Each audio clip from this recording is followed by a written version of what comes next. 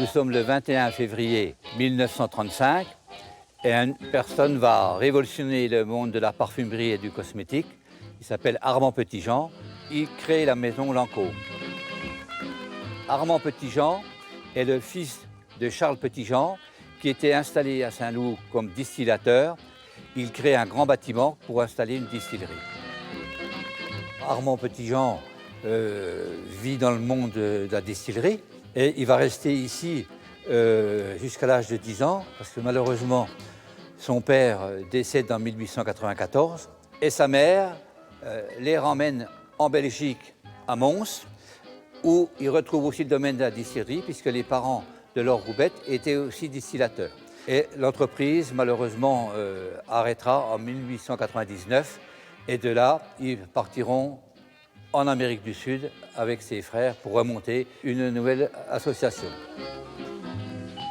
Ils sont partis à Santiago du Chili, où là l'entreprise marche bien. Ils font certainement de la vente de liqueurs, etc., d'alcool.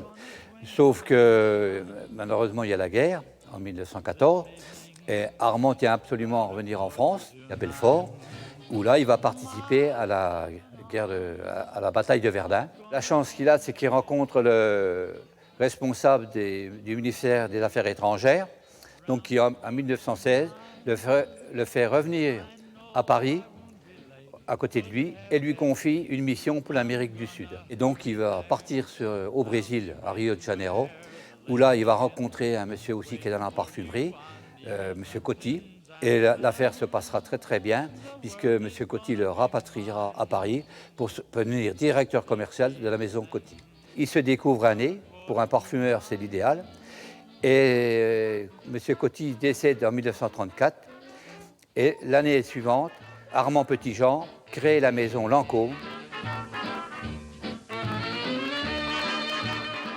Il cherche un nom pour sa marque, et au départ, il pensait à Saint-Loup, sa ville natale, et il trouvait que ce n'était pas assez féminin.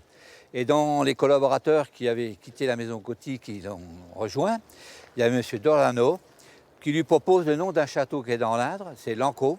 Lancôme s'écrit avec un S, O-S, et lui, il enlève le S et met l'accent circonflexe pour donner un nom plus français, un nom qui pourra se prononcer dans toutes les langues sans difficulté.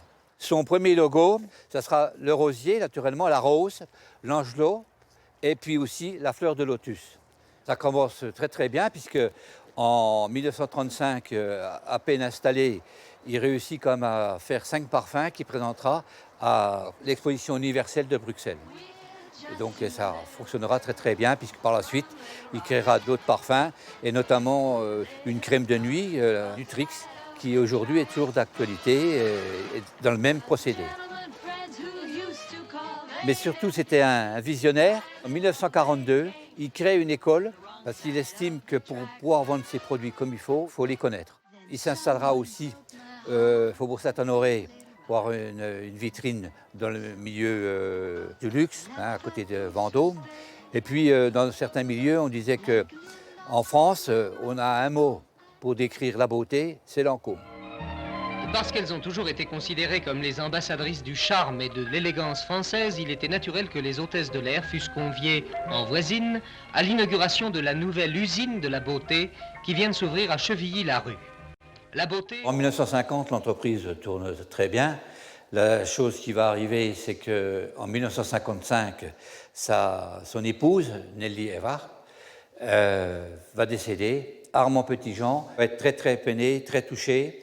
Et l'année suivante, son petit-fils, sur qui il fondait beaucoup d'espoir pour reprendre l'affaire, décide de prendre un autre chemin, de ne pas suivre la maison Lancôme.